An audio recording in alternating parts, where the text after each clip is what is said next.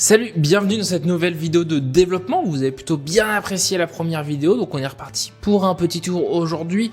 Petite différence, aujourd'hui on ne va pas créer un script de A à Z, on va partir sur de l'existant. On va reprendre mon script du jeu de couteau sur Redem et on va y ajouter un côté duel dedans parce qu'actuellement on peut très bien jouer au jeu de couteau sur un serveur multijoueur de Redem avec mon script, mais on n'a pas le score du joueur d'en face. L'HUD est prévu, juste là il y a un petit emplacement pour mettre le score du joueur d'en face, donc aujourd'hui c'est ce qu'on va faire, on va s'attaquer à cette modification. Ça devrait pas être compliqué même si on va utiliser des techniques assez avancées, du nom de StateBag, c'est une nouvelle feature qui est disponible sur les serveurs de FiveM et Redem, et c'est très particulier parce que ça vous permet de faire de la synchronisation de données entre tous les joueurs sans avoir à le faire manuellement.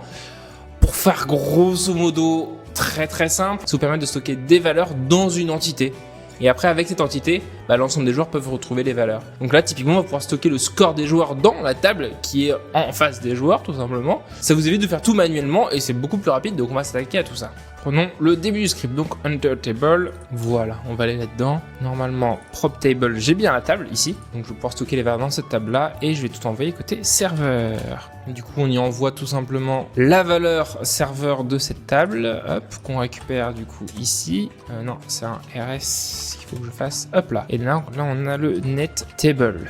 Pour ça, il faut du coup récupérer l'entity table. Donc après, entity de prop table .state de .set, on va l'appeler du coup player1 qu'on met à source et à true pour l'avoir à tous les joueurs. L'avantage, comme je disais, d'utiliser state, c'est que juste avec cette ligne là, tous les joueurs vont connaître cette valeur. C'est très pratique, vous allez voir. Donc là, logiquement, si j'ai bien fait les choses, quand je vais rentrer sur la table, donc je vais ici arriver dans mon start, je vais dire à mon serveur que je rentre dans la table et côté serveur, je vais mettre à jour du coup la valeur de KDFFF player1 avec ma source à moi, donc mon serveur ID.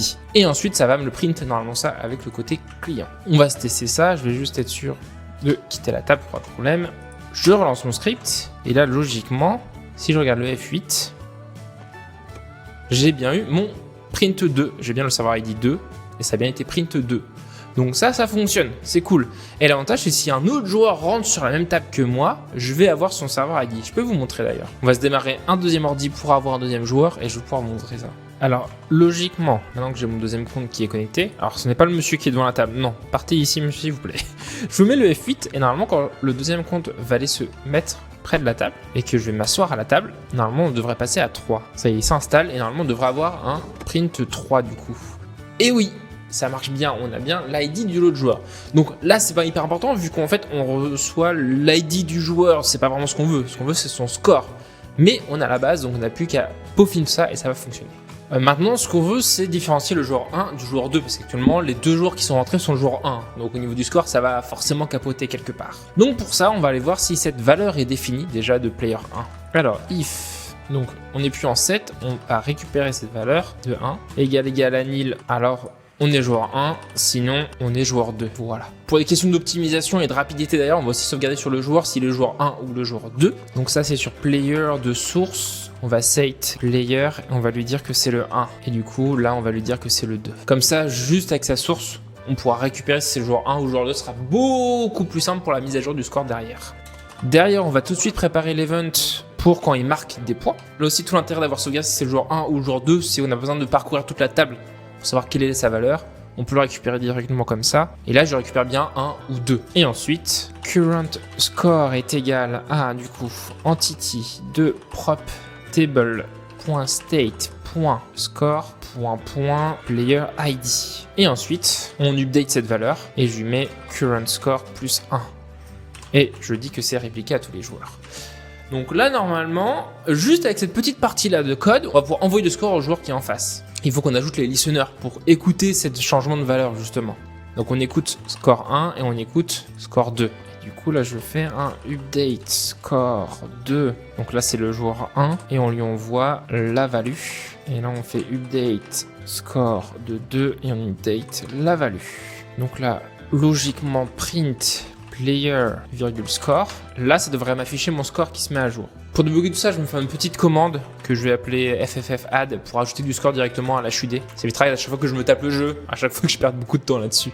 Et normalement, quand je vais faire FFF_add, ça devrait ajouter du score. Je m'assois bien à la table pour avoir toutes les valeurs bien ici initialiser, je vais y arriver, ff add, j'ai bien ça, ok. Pourquoi il me dit que niveau 20 il n'arrive pas à récupérer la valeur? Là, il n'arrive pas à récupérer mon current score en fait, parce que j'ai mis un P majuscule, et oui, hop là, un petit minuscule, ça devrait être mieux. Ça arrive à tout le monde ces petites erreurs de minuscules, majuscules, faut toujours faire attention, toujours être concentré. Alors, on recommence, ff add, et là du coup, j'ai bien eu mon joueur 1 qui a eu un point en plus. Si je recommence, ff add 2, j'ai bien eu 2 points, parfait.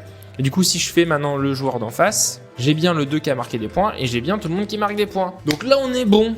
On a bien le système de score qui marche. Maintenant, il n'y a plus qu'à mettre à jour tout simplement la petite valeur qui est en haut là, les 0. Et on sera bon. Donc normalement dans l'update score. Donc là, on va essayer de compliquer un peu les choses parce que l'idée n'est pas juste de récupérer le score du joueur 1 et de l'afficher à droite et le score du joueur 2 et de l'afficher à gauche. L'idée, c'est plutôt d'afficher notre score à droite et le score du joueur en face à gauche. Donc on va devoir faire un petit test.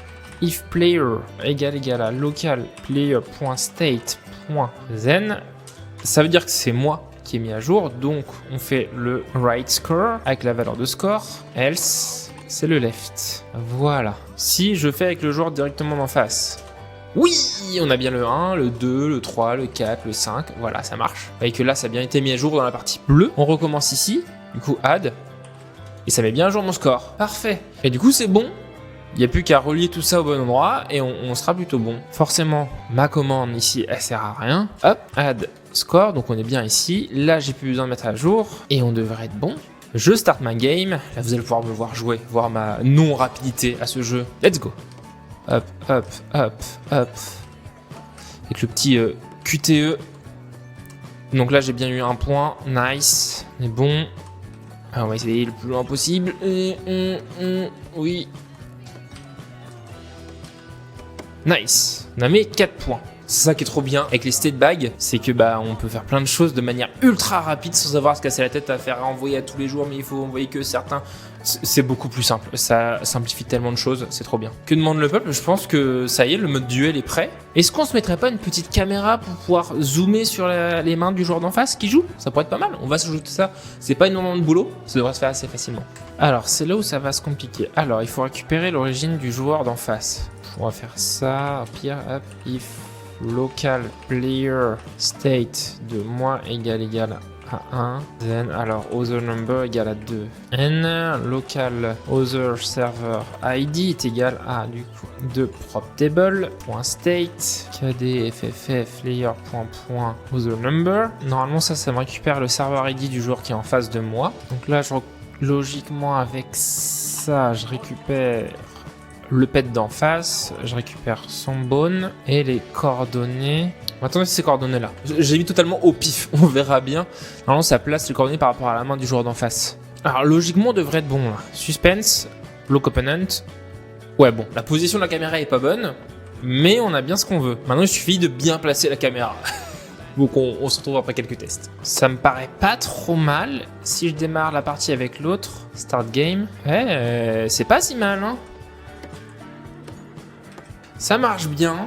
Bah écoutez, c'est plutôt pas mal. Maintenant, je peux refaire le component. Nickel. Bah écoutez, je pense qu'on est bon ou alors on s'occupe. Allez, dernière chose. Le timer, vous l'avez vu qu'il se défilait pas pendant que je faisais le test. Bah écoutez, vous me direz en commentaire ce qu'on fait, si oui ou non on met à jour ou pas le timer du joueur d'en face. Parce qu'en fait, si on commence et on se dit tiens, je vais jouer en même temps que lui, ça va clairement faire de la merde avec le timer. Donc bah écoutez, pour moi, je vais laisser comme ça. Vous me direz tout ça en commentaire si jamais vous voulez que le timer défile ou pas.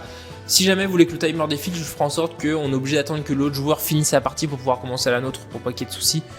Mais avant de commencer dans ce genre de choses, je préfère avoir vos avis. J'espère que cette vidéo vous aura plu. Si c'est le cas, n'hésitez pas à vous abonner à la chaîne. Je sortirai régulièrement des petites vidéos comme ça. Et si le script vous intéresse, sachez que celui-ci est disponible sur mon shop. Le lien est dans la description. Et vu que vous venez de la chaîne YouTube, allez, un petit code promo. Je vous l'affiche juste là, moins 10% sur le script. Pendant une semaine, n'hésitez pas à aller vous le prendre si jamais ça vous intéresse de faire un petit jeu du couteau sur votre serveur RedM. C'était Cad pour la mise en place du multijoueur sur le jeu de couteau. Peace.